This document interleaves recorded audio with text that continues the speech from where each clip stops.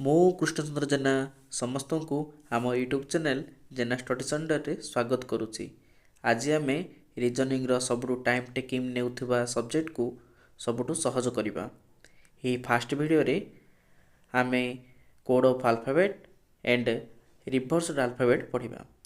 ଏହି ସେସନରେ ଆମେ ବେସିକ୍ରୁ ନେଇ ଆଡ଼ଭାନ୍ସ ଟ୍ରିକ୍ ପର୍ଯ୍ୟନ୍ତ ସବୁକିଛି ସହଜ ଓଡ଼ିଆ ଭାଷାରେ ଶିଖିବା।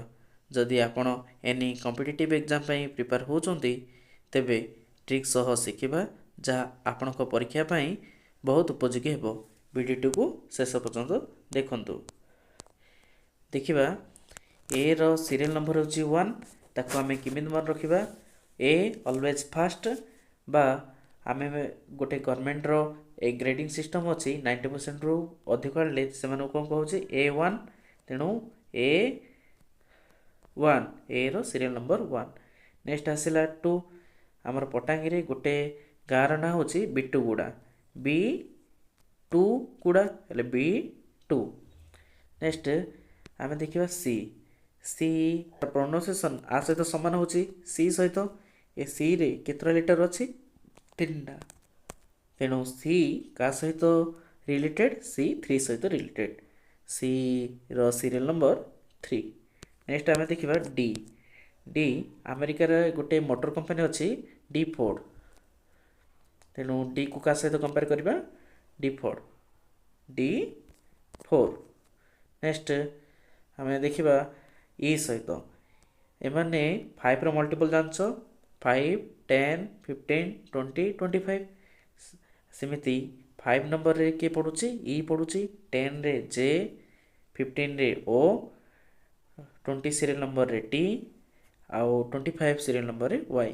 ଇଜୋଟି E5, J10, O15, T20, Y25।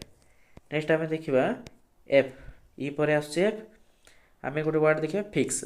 ଫିକ୍ସଟା ତାର ରାମିଂ ୱାର୍ଡ଼ ହେଉଛି 6। ହେଲେ ଫିକ୍ସରୁ ଏଫ୍ ନେବା, ଏଠି 6 ନେବା। ଏଫ୍ ହେଉଛି 6 number. Next G7। G7 summit ହେଇଥିଲା ଗୋଟେ ଇଣ୍ଟରନ୍ୟାସନାଲ ଅର୍ଗାନାଇଜେସନ୍ G7। G7 ନଚେତ୍ ଜିର ଏଠି ଆମେ ଦେଖିବା 7 ଭଳିଆ ଦେଖାଯାଉଛି, ତେଣୁ ଜି ହେଉଛି 7।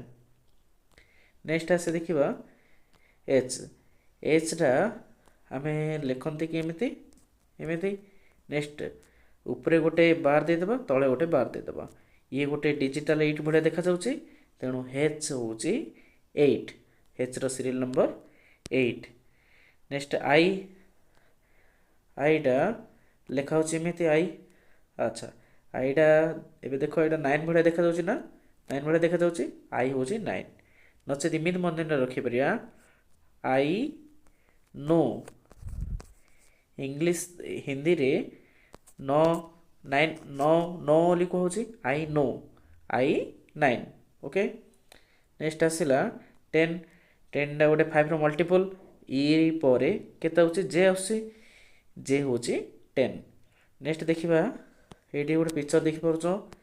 ଏଇଟା ଗୋଟେ କ୍ରିକେଟ ଷ୍ଟାଡିୟମଟା, କିଙ୍ଗସ୍ 11 ହେଲା, ପଞ୍ଜାବର ଗୋଟେ କ୍ରିକେଟ ଷ୍ଟାଡିୟମଟା। ତେଣୁ ମନେ ରଖିବା କେ ହେଉଛି 11, କିଙ୍ଗସ୍ 11, କେ 11। ନଚେତ ଆମର ଟେମ୍ପରେଚର ୟୁନିଟ୍ ହେଉଛି କେଲଭିନ୍। କେଲଭିନ୍ରୁ କେ, ହଁ ନାଇଁ 11, କେ 11। ଓକେ। ନେକ୍ସଟ ଆସିଲା ଆମର ଏଲ୍। ଏଲ୍ରେ ଦେଖିବା ଆମର କେତେଟା ଲାଇନ୍ ଅଛି? ଏଲ୍ରେ 2ଟା ଲାଇନ୍ ଅଛି। ହେଲେ 2ଟା ଲାଇନ୍ ଅଛି, ତେଣୁ ଆମେ ଲେଖିବା 2। ତା ପୂର୍ବରୁ 1 ଦେଇଦେବା। ଏଲ୍ଟା ତାର ସିରିଏଲ୍ ନମ୍ବର ହେଉଛି 12। ଏମିତି ମନେ ରଖିପାରିବା। ନଚେତ ଏଲ୍ ସେହିପରି ପ୍ରୋନାଉନ୍ସ ହେଉଛି 12। 2ଟା ରାମିଂ ୱାର୍ଡ଼, ଏଲ୍ ହେଉଛି 12। ନେକ୍ସଟ ଏବେ ଦେଖିବା ଏମ୍। ଏମ୍ କ'ଣ? ଗୋଟେ ହିନ୍ଦୀରେ ଅଛି ମେ ତେରା ଫ୍ରେଣ୍ଡ ହୁ। ହେଲେ ଏମ୍ ତେରା, ଠିକ୍ ଅଛି। ମେ ତେରା, ମେରୁ ଏମ୍, ତେରାରୁ ତେରା। ନଚେତ ଏମିତି ମନେ ରଖିପାରିବା। ଓକେ। ନହେଲେ ଆମେ ଟିକେ ଓଲଟେଇ ପାରିବା। ଏମ୍ଟା ଏମିତି ଲେଖା ହେଉଛି, ତାକୁ ରୋଟେଟ୍ କଲେ ଏମିତି ଆସିବ। ତା ଆଗରୁ 1 ଲଗେଇଦେବା। ଏମ୍ ହେଉଛି 13। ହେଇଗଲା। ନେକ୍ସଟ ଚିଲଡ୍ରେନ୍ସ ଡେ କେବେ ପାଳନ କରାଯାଏ? November 14 ତେଣୁ N14 ମନେ ରହିଗଲା। ନେକ୍ସଟ ଓଟା ଥାର୍ଡ ମାଇଲଷ୍ଟୋନ୍ ଅଫ୍ ଇଜୋଟି EJO ହେଲେ 5 10 15 ହେଲା। ଓ ହେଉଛି 15। ନେକ୍ସଟ ପି ଆସିଛି ହେଲେ ପିଟା ଏମିତି ଲେଖା ହେଉଛି, ତାକୁ ଯଦି ଆମେ ଉଲ୍ଟେଇବା ତାକୁ ଏମିତି ଲେଖା ହେବ। ଓକେ ଆଚ୍ଛା, ଏଇଟା କେଉଁ ଭଳି ଦେଖାଯାଉଛି? ଟିକେ ଏମିତି ଦେଲେ 6 ଭଳିଆ ଦେଖାଯାଉଛି। ତା ଆଖରେ ଯଦି 1 ଲଗେଇଦେବା ପିଟା କ'ଣ ହେବ? 16। ଓକେ, ଆମେ ବିଭିନ୍ନ ପ୍ରକାର ଏକ୍ଜାମ୍ ଦେଉଛନ୍ତି ହେଲେ କ୍ୟୁଟା କୋଶ୍ଚିନ୍ 17। ହଁ, କୋଇଟାକୁ ମନେ ରଖିବା କୋଶ୍ଚିନ୍ 17 18। ଆଚ୍ଛା, ଆମର ଭୋଟ୍ ଦେବାର ସବୁଠୁ ମିନିମମ୍ ଏଜ୍ କେତେ? 18। ତେଣୁ ଆର୍ ରାଇଟ୍ ଟୁ ଭୋଟ୍ 18। ଓକେ, ଏସ୍ଟା ଦେଖ ଏସ୍ କେମିତି ଲେଖା ହେଉଛି? ଏମିତି ଲେଖା ହେଉଛି। Okay S. ଓକେ ଆଚ୍ଛା, ଆକୁ ଯଦି ମୁଁ ଏପଟେ ଗାର ଦେଇଦେବି ଏ 9 ହେଇଗଲା, ଆଗରେ ଯଦି 1 ଦେଇଦେବି 19 ଏସ୍ 19। T20 T20 ମ୍ୟାଚ୍ ଚାଲୁଛି। ଆଚ୍ଛା, ନଚେତ୍ ସେ 5ର ମଲ୍ଟିପଲ୍ ହେଲେ E5 J10 O15 T20। ଟି ପରେ ଆସିଲା ୟୁଟା ଆମର ପର୍ସନ୍ 3 ପ୍ରକାର, first person, second person, third person. ହେଲେ ସେକେଣ୍ଡ ପର୍ସନ୍ ସିଙ୍ଗୁଲାର ମଧ୍ୟ ୟୁ, ସେକେଣ୍ଡ ପର୍ସନ୍ ପ୍ଲୁରାଲ୍ ମଧ୍ୟ ୟୁ ଏକା। ଆମକୁ ଆମର ସୁଇଟେବୁଲ୍ କୋଉଟା ହେବ? Second person singular you.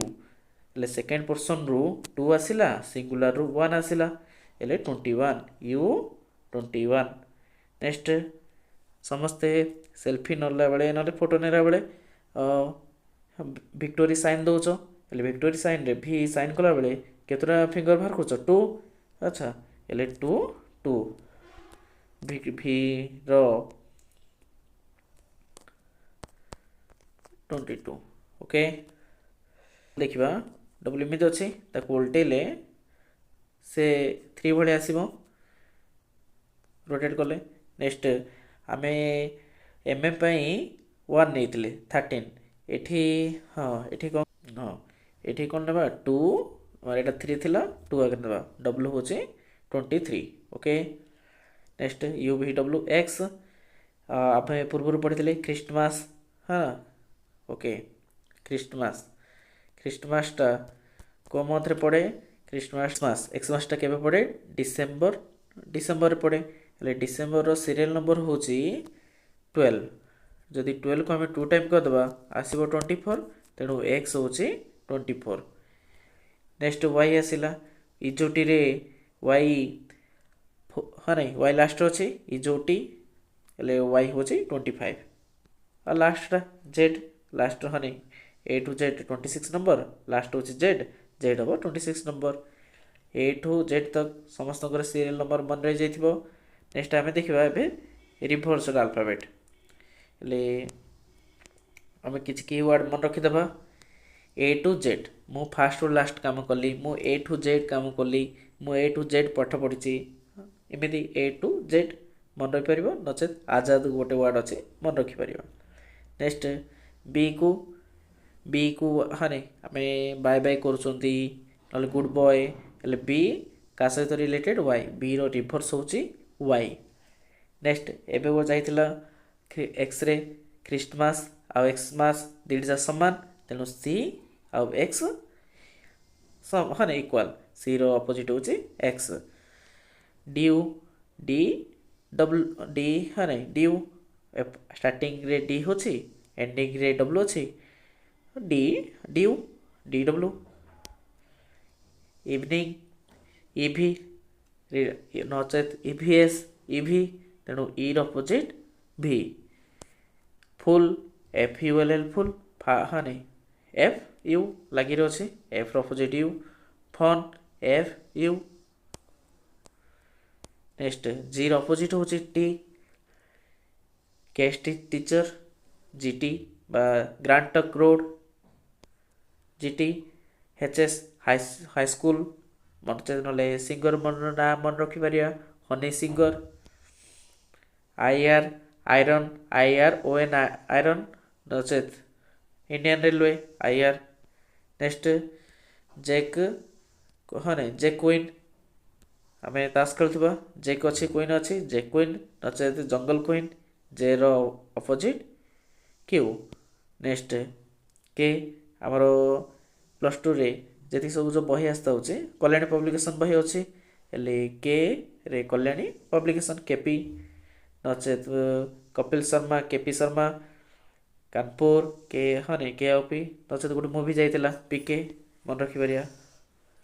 L ଯେଉଁମାନେ ସବୁ ଏଜୁକେସନ୍ ଡିପାର୍ଟମେଣ୍ଟ ଅଛନ୍ତି ସେମାନେ ଏଲ୍ ଓ ଜାଣିଥିବେ ଲର୍ଣ୍ଣିଂ ଆଉଟକମ୍ ସେଇଥିରୁ learning outcome L means learning O means outcome L ଓ।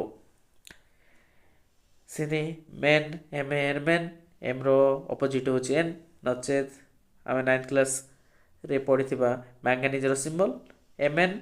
ଆଚ୍ଛା ଏମ୍ ଏନ୍ ତେଣୁ ଏମ୍ର ଅପୋଜିଟ୍ ଏନ୍।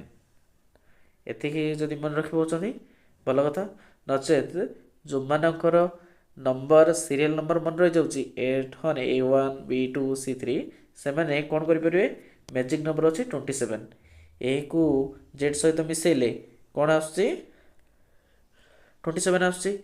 ତେବେ ଆମେ କ'ଣ କରିପାରିବା ହଁ ଗୋଟେ ନମ୍ବର କୁହାହେଲା ଆମକୁ କୁହାହେଲା ଟି ହେଲା ଟିର ଅପୋଜିଟ୍ କେତେ ହେଲେ ଟିର ଆମେ ଜାଣିଛନ୍ତି 20 ହେଲା ଟିର ସିରିଏଲ୍ ନମ୍ବର 20 ଆମେ କ'ଣ କରିବା 27ରୁ 20 ମାଇନସ୍ କରିଦେବା ଆଉ ରହିଲା କେତେ 7 G7 ହେଲେ G7 ହେଲେ ଟିର ଅପୋଜିଟ୍ ହେଉଛି ଜି। ଓକେ ହେଲେ ଏମିତି ଆମେ କରିପାରିବା। ଭିଡ଼ିଓଟି ଶେଷ ପର୍ଯ୍ୟନ୍ତ ଦେଖିବାରୁ ସମସ୍ତଙ୍କୁ ଧନ୍ୟବାଦ। ଭିଡ଼ିଓଟି ଆପଣଙ୍କ ପାଇଁ ଉପଯୋଗୀ ହୋଇଥିଲେ ଲାଇକ୍ ସେୟାର ସବସ୍କ୍ରାଇବ୍ କରନ୍ତୁ। ଧନ୍ୟବାଦ।